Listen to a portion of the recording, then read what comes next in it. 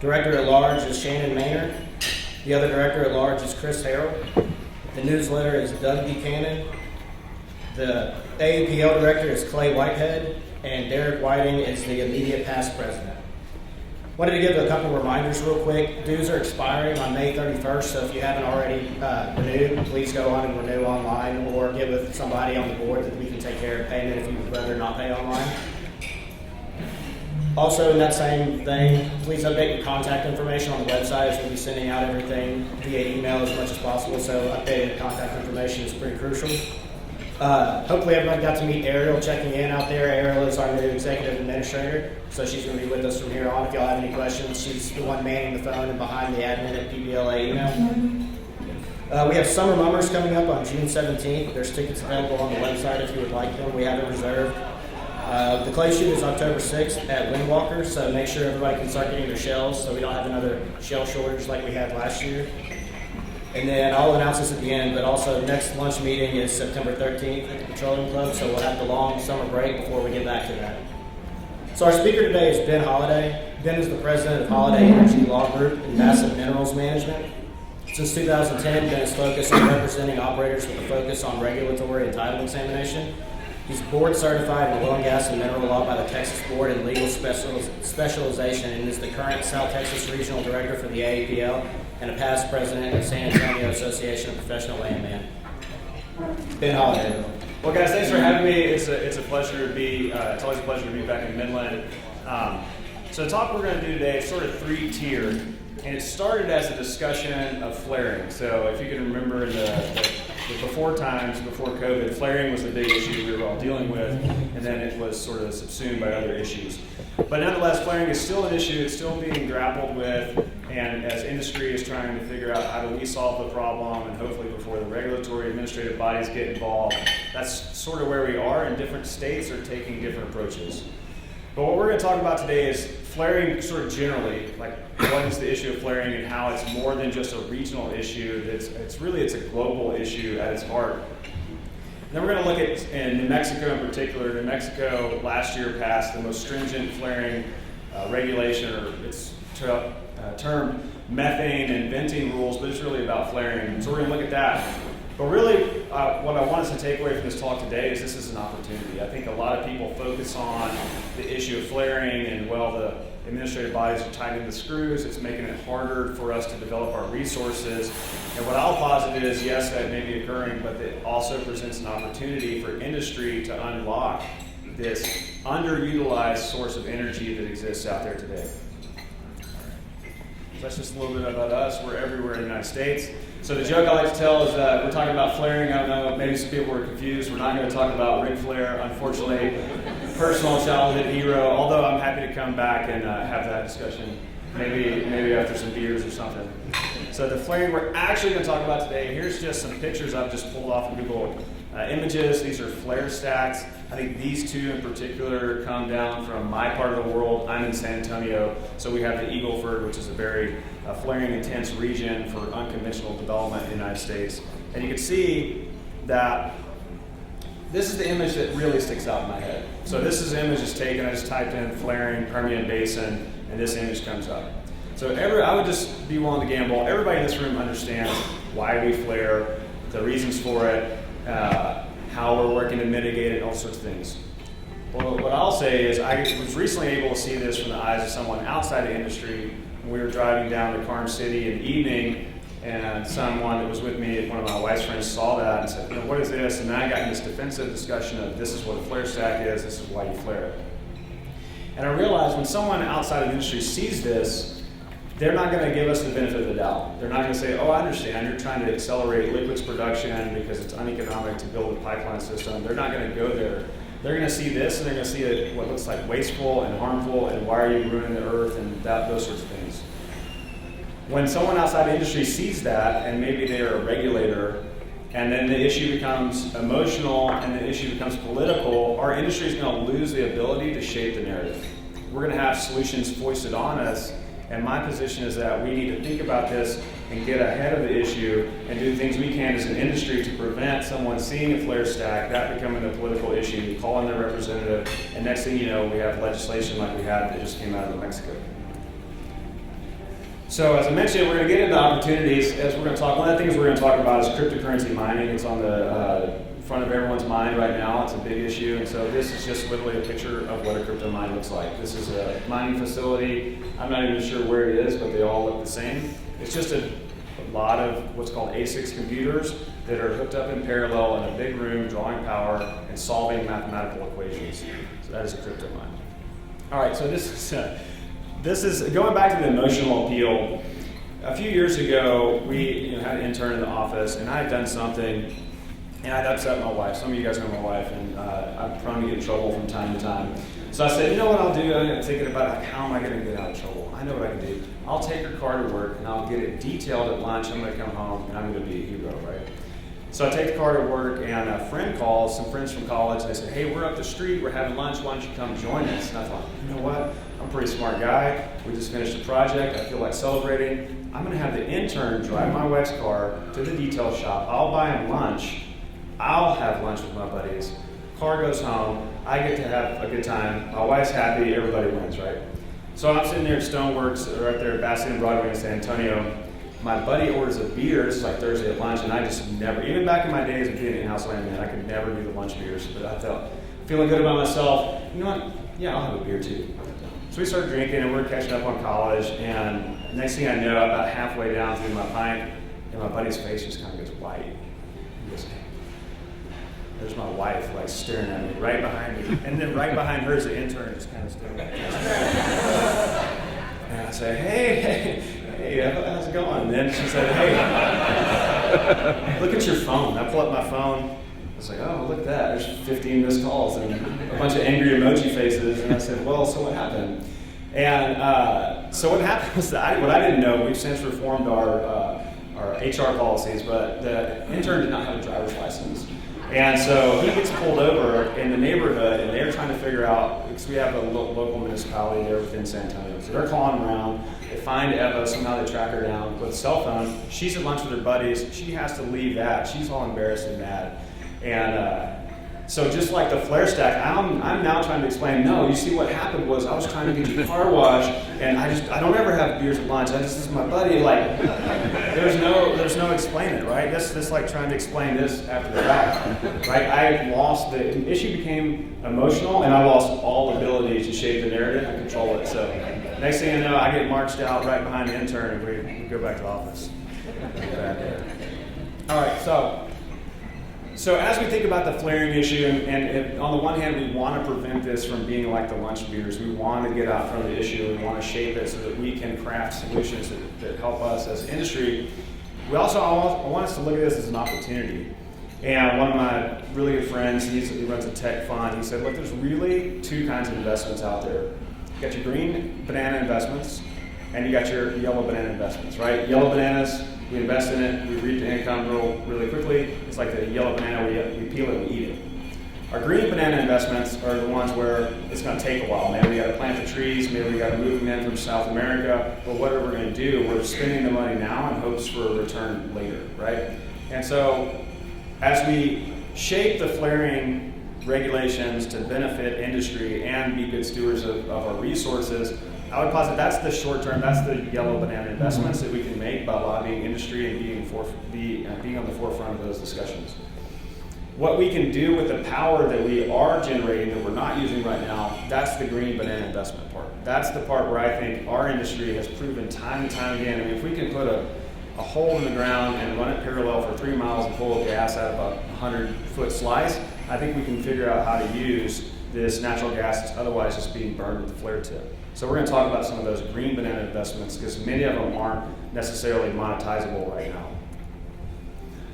And third, as we think about ways to turn this sort of inconvenience or problem into an opportunity, one of the core values of our law firm that we set very early on was this idea of the obstacle is the way. And that really goes back to about 3,000 years from Marcus Aurelius and Stoic philosophy, who says the impediment to action becomes the way to increase the action. And the idea is essentially, if there's a rock in your path, what are you going to do? You're going to stop, maybe turn around, and you go home and, oh, well, can't do what we wanted to do. I think our industry has succeeded best when we see that rock is really, that's the path. The path is not the easy path we thought it was. The path is now up over the rock or under the rock or around the rock, or maybe we pulverize the rock or whatever we do, but we use that seemingly obstacle as an opportunity to propel us to do something better. And so when we can take this otherwise burned gas and convert it into power for, maybe it's crypto mining, but I want us to think about more data processing in general, we're taking that obstacle and we're turning it into an opportunity, into another monetizable revenue source. So I think a really good example of this, and this is from Ryan Holiday's book, if you haven't read it, it's really good. It's called The Obstacle's the Way. And he talks about the Battle of Vicksburg. In the Battle of Vicksburg, the the Confederate Army had seized the high ground here at Vicksburg in the turn of the river. And so it made going up the river, I believe this is Mississippi River, it made going up the river virtually impossible because they had the commanding heights. So to get up the river, you had to negotiate this turn, and the Union Army tried everything. I mean, they literally even tried building a canal through this narrow point. They just couldn't get it done. And so finally, it took an enterprising general to say, wait a minute, this big obstacle is actually the key. This is the opportunity. This is the key to our victory.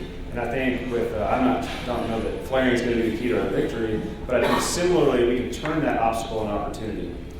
So what the Union Army did, they managed to negotiate that bend in the river, go upstream, port their troops, come back around, and they turned this high ground into a prison for the Southern troops, right? So that was great. They could command the heights of the river, but there was only one access point away from it, which the Union Army seized, pinned the Confederates up against those bluffs, and that was the Battle of Vicksburg, and that was one of the turning points of the war. So what it took was one person in the Union Army looking at this situation and saying, wait a minute, this thing that we've all been complaining about and this impediment, what if this really has the seeds of the opportunity in it that could take us to victory? And I think that for the flaring issue specifically, and we're going to talk about in New Mexico how the alternative to not getting your house in order with flaring is you won't be able to drill new wells. Rather than look at that as a major impediment, I think we should expand our sort of mental horizons and think about how then can we turn this seeming problem into an opportunity.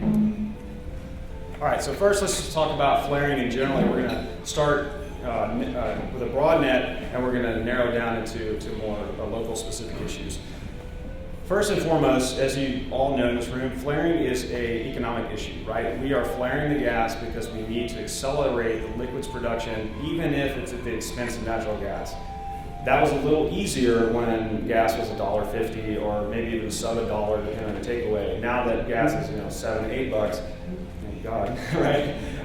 The conversation's a little different. It changes the metrics. But nonetheless, at its heart, the reason why we're flaring outside of an operational issue, maybe it's during flowback or something like that, the reason why we're flaring is the economics of the situation dictate that we accelerate oil production at the expense of natural gas. Absent regulatory absent regulatory requirements, another one of the issues, the holdback to these technological approaches that could mitigate flaring is that if we are producing gas in substantial volumes, at some point we're going to hook up a midstream system to that source of hydrocarbons, right? So that may be 6 months, it could be maybe 2-3 years, but the deployment of these technological approaches to harvesting flared gas outside of using it on location is very, very expensive, and the threat, so to speak, the threat to investment of a midstream capacity coming online has held back that investment. So really, absent regulatory requirements, the fact that we're going to hook up midstream systems has really held back meaningful technological change. So what we're talking about, we're really talking about flaring and venting, but I'm just going to use flaring. Venting is pretty short-term in nature. That's when this talk is really for people that are less attuned to the industry. But flaring, we're burning the gas, right? Venting, we're literally releasing those methane hydrocarbons into the atmosphere. And when we talk about the flaring issue that has everyone's attention, that's going to be flaring that's associated with unconventional liquids production. There's flaring across the industry for a whole host of reasons. But the flaring volumes are really being driven by this natural gas that's produced, or the associated gas produced alongside unconventional oil development. So what we're trying to do when we're flaring this gas, and again, I'm an Aggie and a landman and a lawyer failures, all the worst combinations of trying to speak technically. But what we're doing, if we're doing it right, we're converting this methane into CO2 and water, right? If we have an efficient flare tip, that's really what we're trying to do.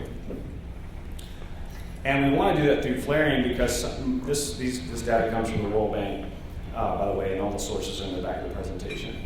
If we're able to efficiently flare the gas, the World Bank and some other institutions have that pegged at a 25x decrease in the greenhouse gas emissions. So it's clearly better for us to be flaring that gas versus just venting those raw hydrocarbons in the atmosphere.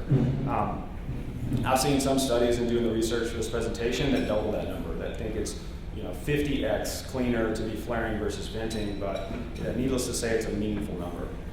Another thing to remember too, and this is something that I think people lose sight of, if I am harvesting the gas and selling it, if I am burning it at the wellhead efficiently, or anything in between, so long as I'm efficiently burning that natural gas, the net impact is the same.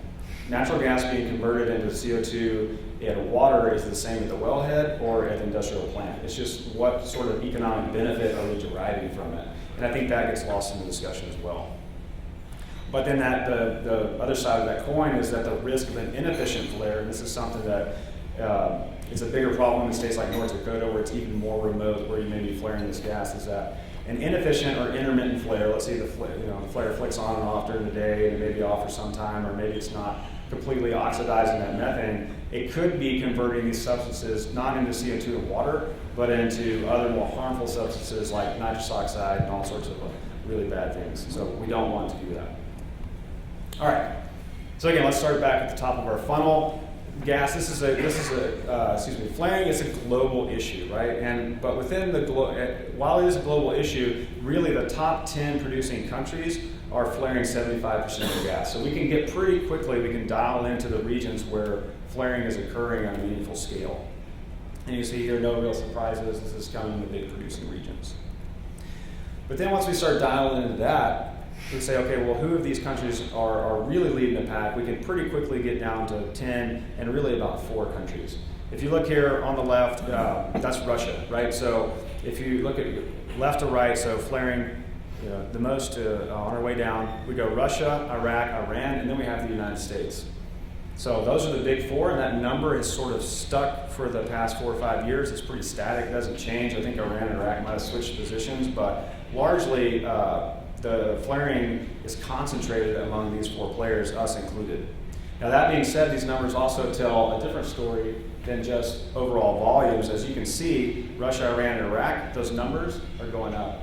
While the United States, we peaked at 2019. That was in all the data you look at, and no matter how you slice it, flaring volumes peaked in 2019, and they went down during the pandemic, partially due to a decrease in production in the United States, but also due to actions on the part of industry, and we'll get into that. But this data just represents who the major players are in the global issue. So it also, aside from telling the story that our flaring rates are going down dramatically, it also tells a story that if let's say we completely solve, there's no more flaring, like Mexico's right, we don't flare at all, and that becomes nationwide, or becomes federal policy in some magic land, right? It's not gonna really matter because Russia is doing a 2x of what we're doing, right? And then, or maybe 3x. You have Iran and Iraq that are doing 2x the United States, right? So this is really a global problem at its heart. And while I'm very, very pro-industry, I also think we have a responsibility to do what we can to reduce this issue. Even if we reduce this issue or reduce our flaring rates to the detriment of industry, we're not really solving the problem that exists in regards to flaring. Okay, here's some more data. I believe this is from the Colorado School of Mines. You can see while flaring rates have gone down across the industrialized world, the flaring rates are actually going up in other countries, right? So while we are, whether through regulation or midstream gathering, we're starting to decrease our flaring rates in the United States, it's been more than made up for in increases just in Russia, Iran, and Iraq alone, and into a small part of Mexico. Oops. All right, so let's look at the United States. So the United States, we're 4th in flaring overall. That's a lot. But we really, the data shows that this number is really dropping off precipitously, and I think that number is going to change pretty soon if that pace continues.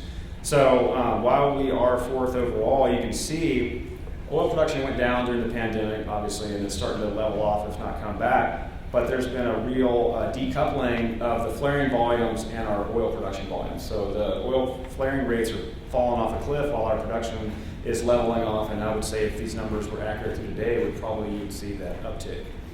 A lot of that is led by reductions just in the Permian Basin, the what you call the broader Bakken, and the Eagle Ford. Those are the big three in the United States that account for up to 90% of all our flaring volumes. This next slide. So if we can bend the curve in those three areas alone, it's going to have an outsized impact. And it's happening, right? So as you see, the numbers, the flaring is going down, and the question is why? I mean, one is people are using more gas. At $8 gas, it doesn't take a genius to say, well, we're trying to capture more, and it makes more sense to build out midstream. It's not just domestic use. I mean, the troubles over in Europe, I guess, highlight how gas is now a global commodity, and with especially the Eagle Ford down closer to San Antonio being so close to LNG export, that gas, there's a far less incentive to burn it and a far greater incentive to build out the midstream capacity to get it to Corpus, to get it to over to Europe. But also, too, that's not just a story of the media. I mean, there's a lot of midstream capacity that was begun in the 17, 18 timeframe that just takes a long time. And a lot of that has come online, and that has helped alleviate the issue as well. So we'll just look in here at the Permian Basin. We can look at, again, the data tells a story. At 19, you see the spike up in flaring. That's for all basins. Although we can see, regardless of year, the great bulk of flaring in the Permian Basin has happened in the Delaware. I think that should be pretty apparent to anyone that understands the production profile of wells in the Delaware versus the Midland Basin, but also too the geographic nature of where the Delaware is versus where the Midland is. You know, how easy is it to get a pipeline to a well out in Culberson County versus Midland County? I think that tells a lot of story too. But nonetheless, the aggregate data shows our flaring rates are going down. Now, unfortunately, the world is not keeping pace with what we're doing. And just in 2020 alone, that's the latest data I could get out of Russia. Surprise, there's not a lot of good data coming out of Russia these days. Just in 2020 alone, they accounted for an 8% increase in all global flaring. I mean, it's just unbelievable. They haven't increased their production levels that much. They've just managed to shift production to regions where they make our takeaway capacities look like child's play. So sort of in the interior of that Siberian, western Siberian area of Russia. So they've really dramatically spiked their flaring rates. China, the same. One of the books I recommend if anybody is interested in knowing more just about our industry as a whole, Daniel Yergin wrote some really good histories of the industry, but he wrote a new book, I think it came out last year, called The New Map. It traces the rise of unconventional oil and gas development, and it talks about, it even tells the story of things that happened in the United States. And I cut my teeth in the Barnett Shale working for Mr. Arrington, so to hear the story told from a more macro view of how that impacted global politics. I was just worried about fighting off Chesapeake, and I wasn't thinking about how we were changing the world or anything like that. But it tells a good story. It also expands out and talks about nations like China. Like if you look at China, no one thinks, oh wow, China, a big major player in oil and gas development. But if you think about China, you think, oh, they really are attached to these Tibetan areas, and why is that? Well, it turns out the Tibetan steppe overlay is one of the largest shale gas deposits in the world, and China has recently started exploiting those hydrocarbons, but I don't think it would be a surprise, their flaring regulations maybe be a little more relaxed than ours, and that's why they've been able to just kind of hold production steady and just dramatically spike their flaring rates, right? So, and look at Mexico. We worked with some operators in San Antonio that were really aggressively in when Mexico changed their constitution, and they grabbed some of those land blocks, and that Mexico invented resource nationalism, and then they changed their constitution to allow people back in. So some San Antonio players jumped in, grabbed some land blocks, surprise, there was an election, things change, and the impetus for the election was, well, we think Pemex is the most environmentally sensitive, and we don't want these gringos fouling up our environment, so we need to change the rules. And now that they've delineated the plays, we need them to leave. So, a little bit of sarcasm there. So in the name of environmental protection, they've managed to also dramatically spike their flaring rates. And the why for this isn't to beat up on China and Mexico. The why for this is to say that, look, even notwithstanding all the good work we've done here as an industry and from a political front, just China and Mexico alone, which no one views as big major players, they eroded 50% of the gains we made, right? So that really drives home this point that this is a global issue. So Mexico's data tells a different story than ours. You can see their charts going in the opposite direction. Production's falling down, and their flaring rates are going up dramatically. I mean, we're going to talk next about flaring intensity. They've had 126% increase in their flaring intensity, and that is, it takes some real effort. All right, so what is this idea of flaring intensity? So, this concept came out of the World Bank, which you wouldn't think is a protector or someone that's supporting the extractive industries per se. But beginning in 2020, I don't know if this is political, I'm not sure what the impetus for this was, but they started looking into the issue of flaring and said, look, we've beat up on producing countries forever. Producing countries that are harming the environment in that sort of method of thinking. They said, well, what about the countries that are importing oil from these countries that are producing the oil? And what sort of role do they play in this emissions game? And how can we track that? So the way they did that, they came out with this idea of flaring intensity, and they said, okay, well, this oil that's being extracted through methods that use high intense flaring, we're going to put a metric on that, and they call it flaring intensity. So the idea behind that is that it's one thing to say, okay, yes, I don't produce oil, I have my hands clean. It's like, well, no, where are you getting your oil from? And how much cubic feet of gas was flared to produce that 1 barrel, and that's how they come up with this number. So when we look at flaring intensity, it tells us a couple of different things as well, right? Now we can see the United States is in a much different position. We're much closer to the bottom. And you can see the countries that have high flaring intensity, it's no surprise these are also nations with a lot of political problems, a lot of political instability, war, things like that. You have Venezuela, we have Libya, Syria, and Yemen. Those are the big outliers, right? So then we're going to ask, well, who is actually buying their oil from these countries, and what role are they playing in this flaring issue apart from just the producers? And this is where data gets really interesting. The top half of this graph is countries that are importing a lot of oil, and they're importing a lot of oil from countries that are using very flare-intense methods.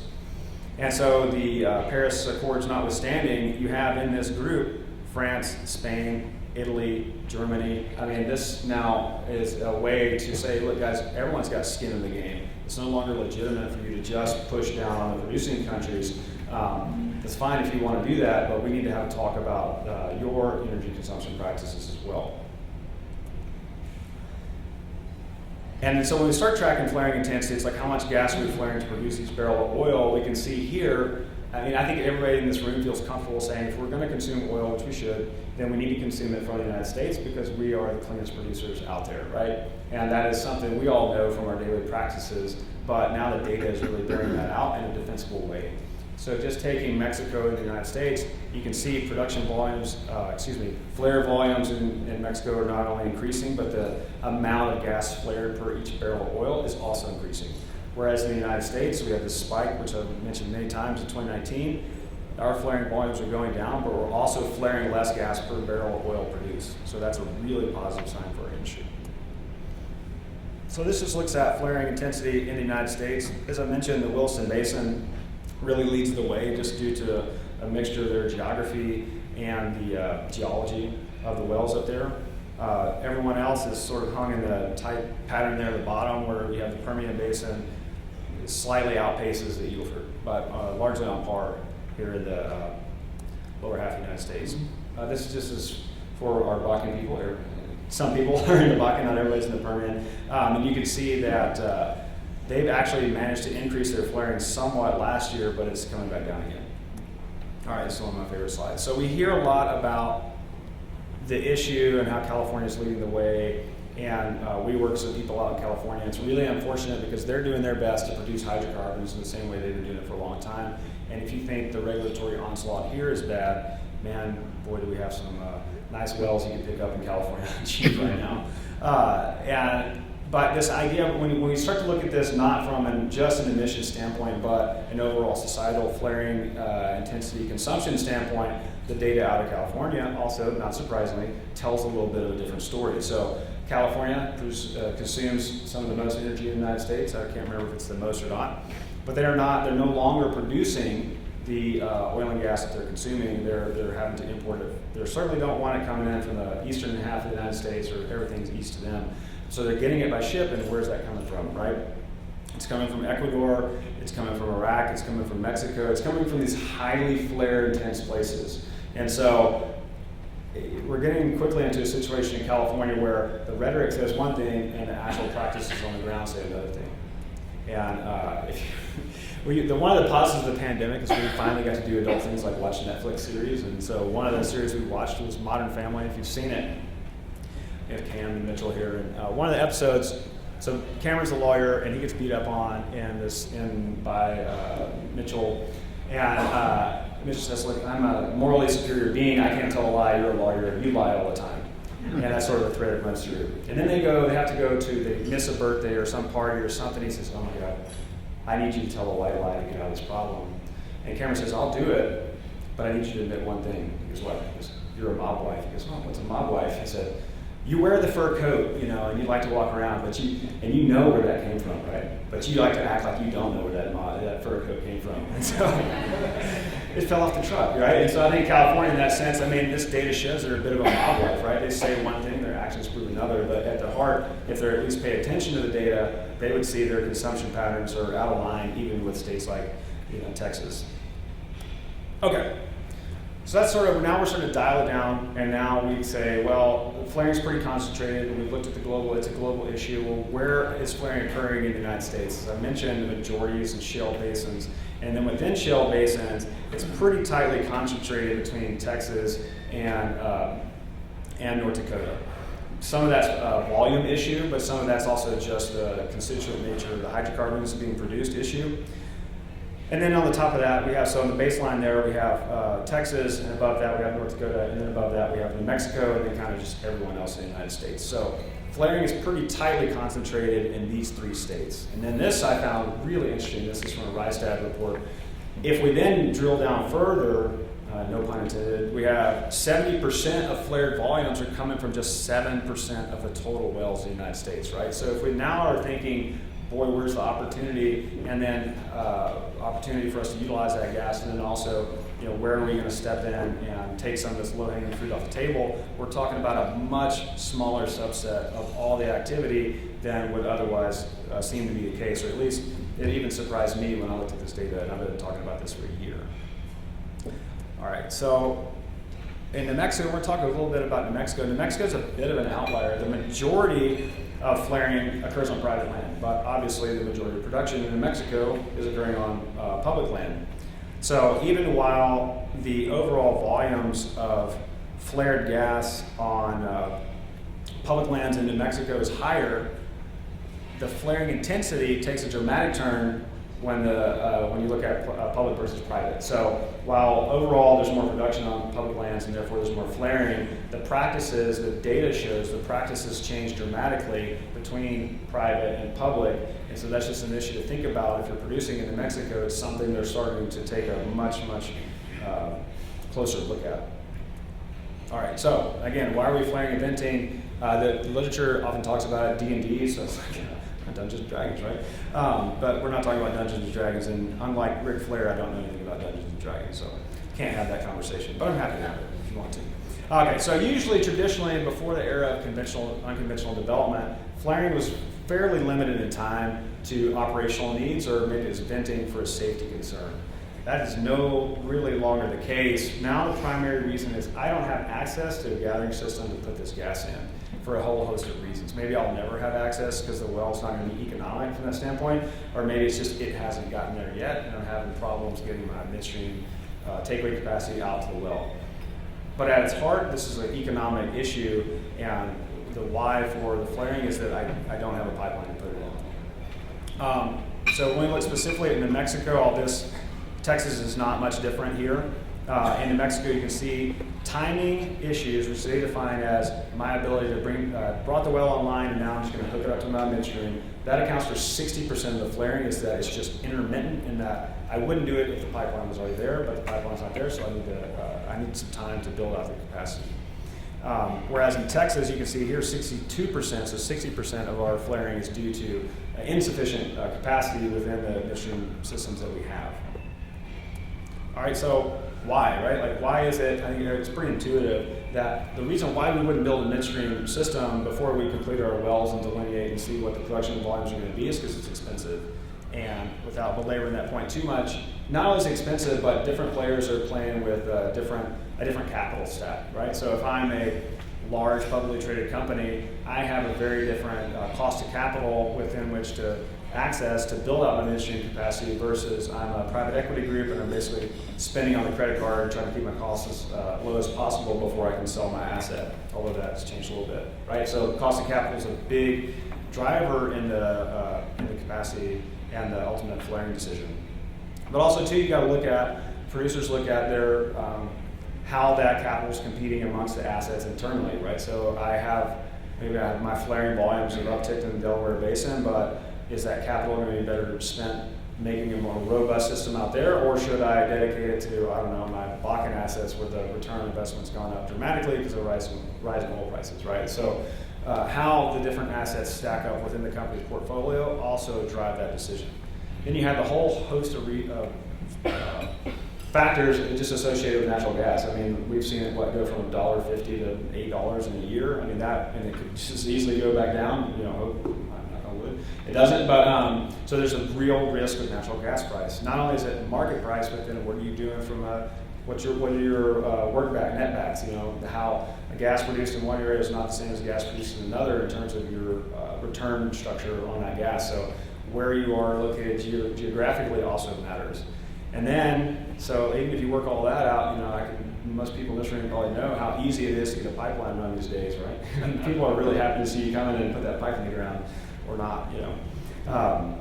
So all these factors together mitigate and make it, it's not a binary decision, should I hook this pipeline up or not. There's a whole host of reasons I think that people outside of the industry don't maybe factor in.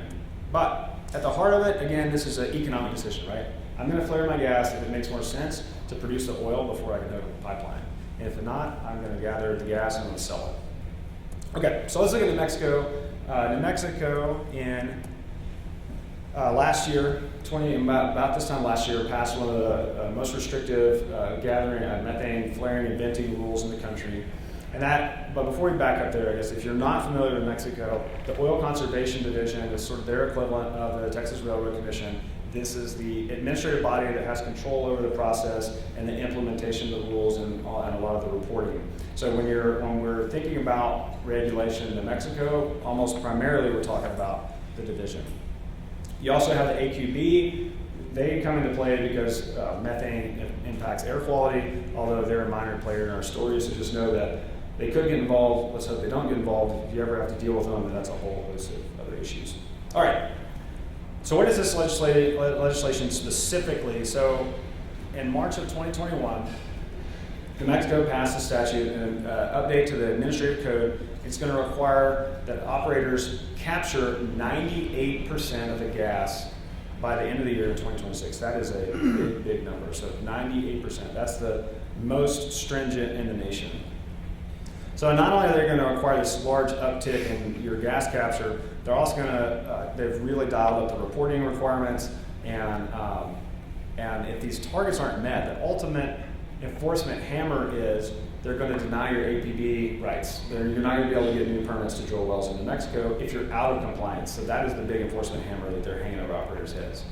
Now, fortunately, what they've done, whether intentional or not, I don't know, but this is where the real benefit, this is the Vicksburg moment in this legislation for me, the sort of green banana Vicksburg all rolled into one is they're going to say capture is going to include literal capture, but it also includes other beneficial uses, and the statute defines what those are.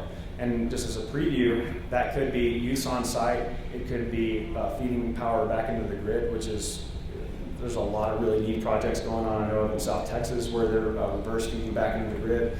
But then they have this just really open category of just other beneficial use. But first, let's kind of look at the plan itself and see how it's going to unfold without spending too much time on it. Last year, we went through what's called the loss reporting program. So they did a baseline measure of all the operators in New Mexico and said, well, what are your flaring gas capture rates right now? And that's going to be your baseline. Now we're going to have a choose your own adventure sort of path to getting to this 98% in, 4 years from now. So now that began in April of last year. The enforcement targets began, and each operator, depending on where they started, is going to have a year-over-year percentage that they're going to have to meet until they get up to that 98%. I could have skipped ahead of myself just a little bit. Okay, as I mentioned, here's where in the legislation, where in the statutes this rule can be found. And another thing New Mexico did, which is probably not, it's not too out of line with sort of the regulatory stance in New Mexico in general, but every state in the country, North Dakota, Texas, Oklahoma, everyone says, our goal as a regulatory body is to protect railroad rights and prevent waste. That is just uniform across the country. Well, New Mexico added a couple more, and they said, well, we're not only going to protect railroad rights, which is everyone's right to produce their fair share of a common supply. We're not going to just prevent waste. We have a duty now to protect public health. Now, what does that mean? I don't know. It means kind of whatever the regulator wants it to mean. It also means we need to protect the environment. That's a pretty open-ended term as well, right? I mean, I think everybody in this room wants to protect the environment, but we've all seen how that can be weaponized or used against companies selectively, so to speak. You know, in South Texas, we have the golden-throated warbler that just happens to show up, on any proposed oil and gas development down south. They'll come and find them. Our joke is that they have little pins and they release them right before they go out there. But it may be the prairie chicken up in North Dakota. So there's ways that this sort of standard can be used, and it's pretty interesting that New Mexico has really enabled that exponentially by making it a duty within the statutes. Okay.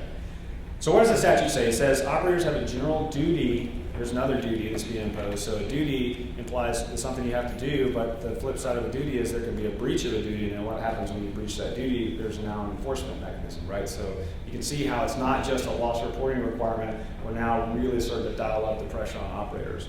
So we have a general duty to capture or maximize the recovery of natural gas, but we are specifically, and while routine flaring is not allowed, you are still allowed to vent during drilling completion, and anytime there's a safety concern, no one's ever going to get slammed for venting or flaring, and if there's any sort of system upset or legitimate reason why you would need to flare.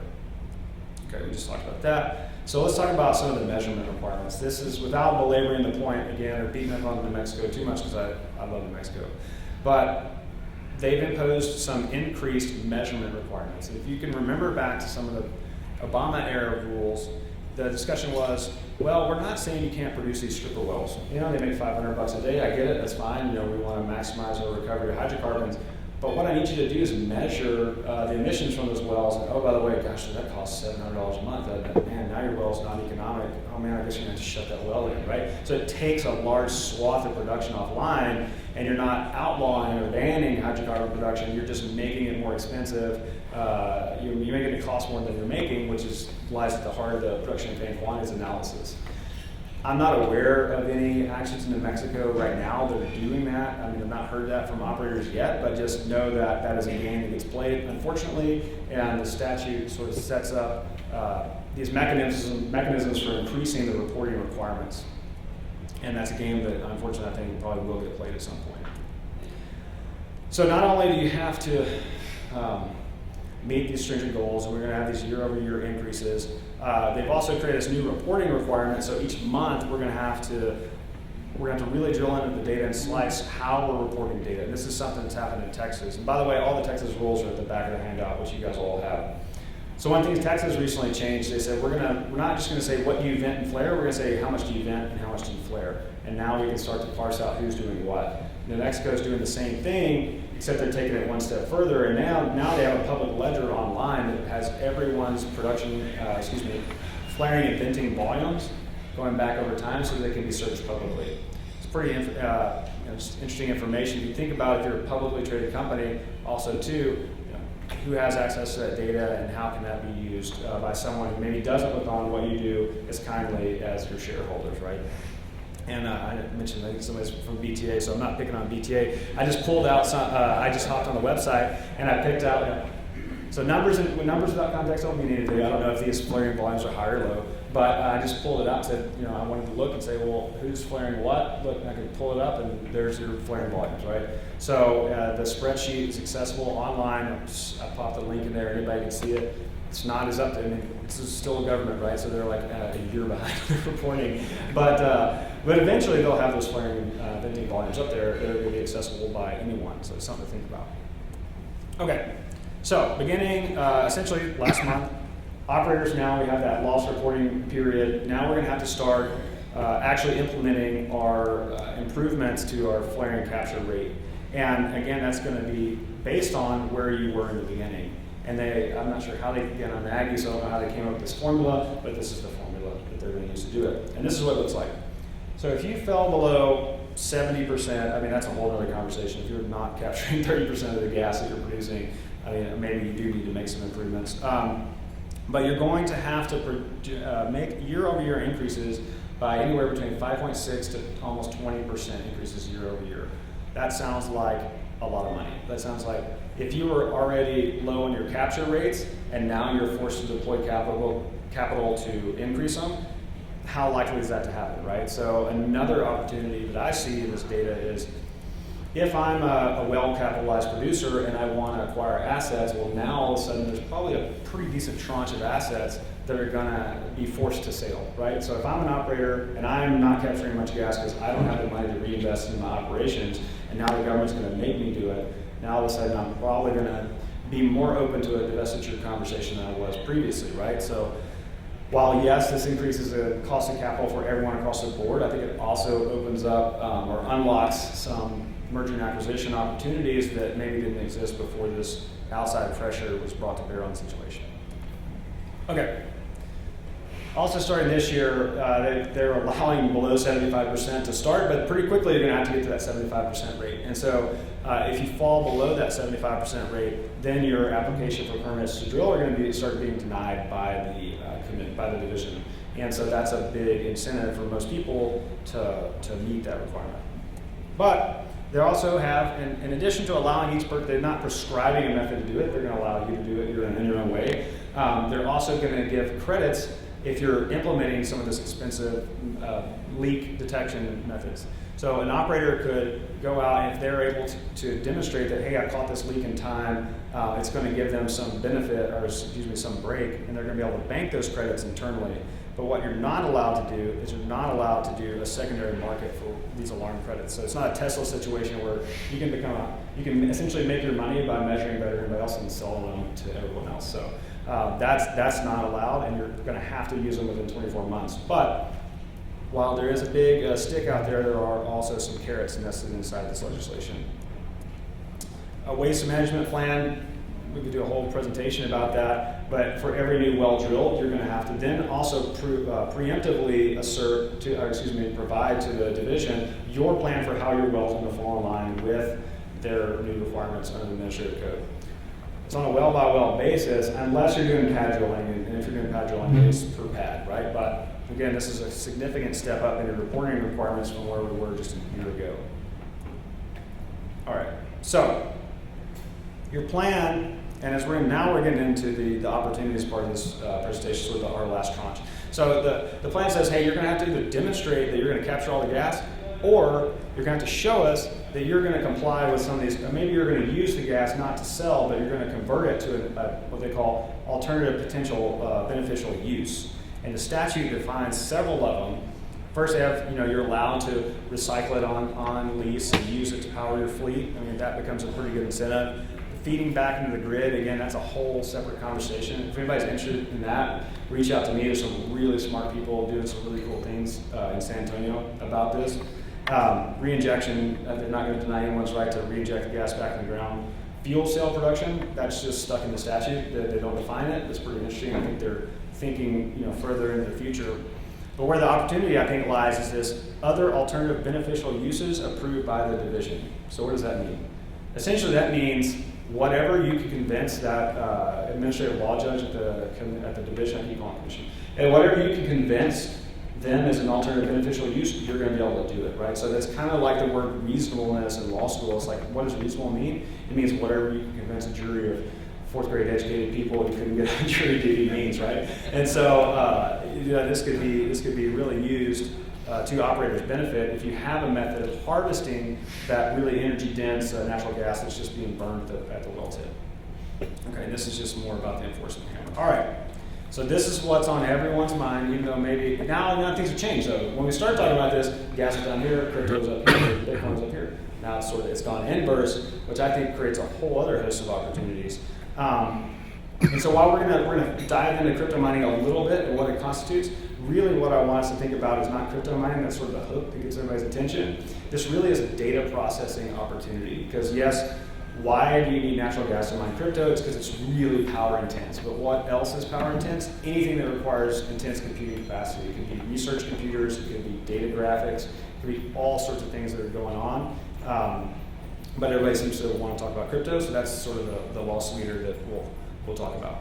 All right, so what is crypto mining? This is where we're going. This is in the future. I mean, this kind of represents the idea, like when we start talking about crypto and crypto mining, we are going now from New Mexico administrative code that's very stringent and precise into an area that's about 180 degrees opposite. It is ill-defined. There are almost no rules. It's kind of like whatever you can get away with, so to speak.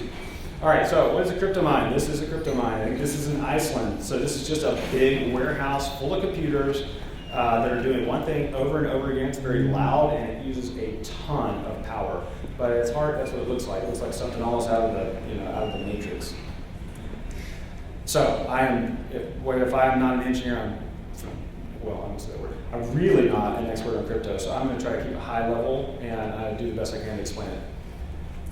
Cryptocurrency is a medium of exchange that people own, and the record of it is kept on what's called the public blockchain. So the public blockchain is just an electronic double entry accounting ledger, right? So I get a crypto, 1 Bitcoin from Bob, we trade it for a service, it goes on the ledger from Bob to Ben, right? And of course, crypto is pseudonymous, so it wouldn't say like Bob and Ben on the transaction, it would just say user 1 to user 2 or whatever.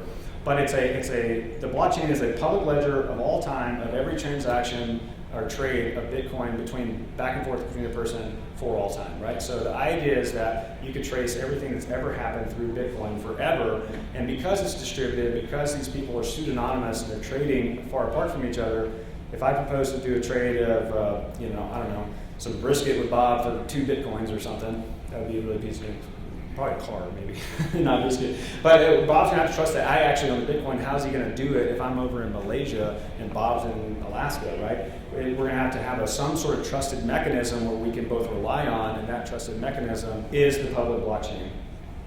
So the public blockchain's got to be upkept somehow, and it's got to be kept in a way that's not going to allow one person to go in there and alter it, or else I could just go and give myself 40,000 Bitcoins and all of a sudden I'm rich and I'm not doing talks anymore.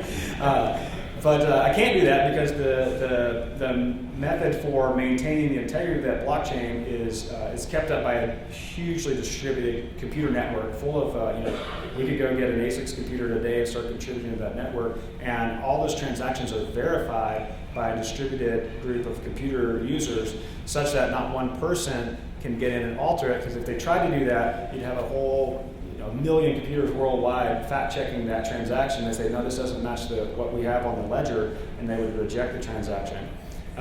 So it's a very simplistic method of explaining what the blockchain is, and what a crypto miner does is a crypto miner is one of the computers is providing computing power to that network, and is also solving these algorithmic problems to prove that the transaction is legitimate.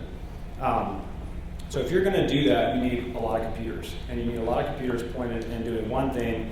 And so if I'm going to be a crypto miner, I want to get in this game, there's really 3 things I have to think about. One is the cryptocurrency price. That's so far out of my control. Man, if you think oil and gas swings around a lot, I mean, the crypto price does it as well. I have not invested in any sense in the crypto markets. I have some friends are, and they complain about it all the time. And I tell them, well, yeah, wait till Bitcoin goes negative for like a week.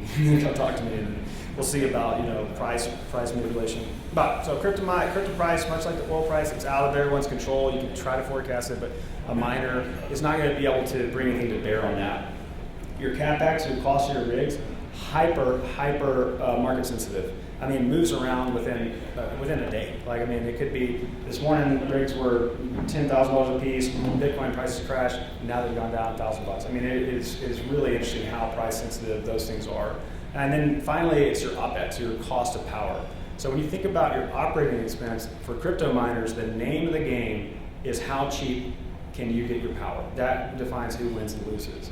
And so that is why cryptocurrency and crypto miners have looked at this flared gas as a source of cheap, untapped power that they can access.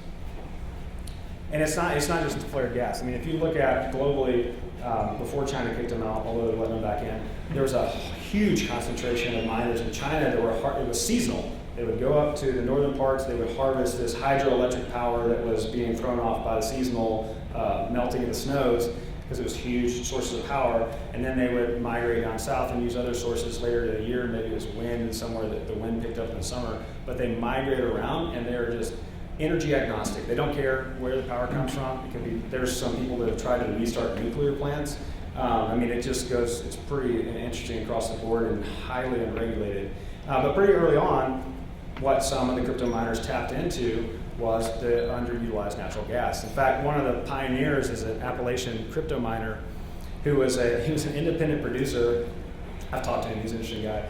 He said, I was getting 75 cents an M for my gas, and it just really pissed me off. So I started looking around and said, what can I use this gas for? He said he was going to grow tomatoes in a grow house. I'm just thinking maybe there was something else he was going to grow out there, but he did. He was going to grow tomatoes in a grow house. And he started looking into his grow house, and they showed him this crypto mine thing. He said, that's fake internet money, I don't know what that is, but you know what, I'll try it. And so he did a pilot project, and he was mining crypto, and every bit of crypto he mined, he would sell each day. And so he was monetizing it that way, even though he didn't believe in the actual underlying structure of crypto itself. And so that caught on, that started to catch on throughout Appalachia and sort of up into West Virginia from Ohio and Kentucky. And then that was pretty quickly noticed by people down here in the Permian, because we have a flaring problem and that we're a pretty entrepreneurial group, right? So that is how crypto miners, in their search, their sort of ruthless search for low-cost power, pretty quickly identified this underutilized natural gas that we're just burning with the well tip. Okay, so if I'm looking for it, I need cheap power, but I need constant power. It's got to be on all the time. Wind and solar, right? Same issues we have with them on the grid is the same issue that a crypto miner is going to have. One day it's sunny, one day it's not. One day the wind blows, one day it's not. Every time you have downtime, from a crypto miner's perspective, it's lost revenue. And so you need really constant power, not intermittent power. And you need it to be low cost. Now that has changed a lot with gas where it is, but there's still a steady source of underpriced gas, or maybe this is gas somewhere down in Alpine. Think of an Alpine high, right? Like no one's ever going to build. There's some wells out there, no one will ever build a midstream system to it. What you can do is stick one of these rigs on location, now start to feed the gas. What you need is about, 350 MCF a day, and then you're mining crypto. So it's a way that you could harvest the gas, so to speak. You could monetize the gas without having to build a midstream system. So it's pretty neat. All right, so why would you do this? If you're an E&P, why do you want to get in this crazy, what some people call beanie babies for millennials in the crypto market? Why would you want to get in this game, right? It's just fake internet money.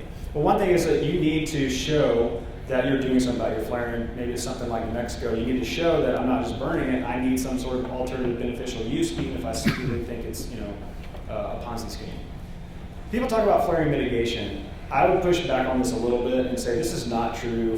Flaring mitigation means I'm not flaring anymore, right? I'm capturing the gas, or I'm re-injecting it, or I'm putting it in the pipeline. What this is doing is actually using the gas that's otherwise flared. So I think I push back a little bit on this idea. You've maybe heard some people talk about they call it digital flaring mitigation. You're still using the gas on site, so I don't know that that's necessarily the case, but it is doing something from an operator's perspective. It's also an additional revenue stream. I mean, you can get hyper complex on your treasury strategies for what you do with your Bitcoin.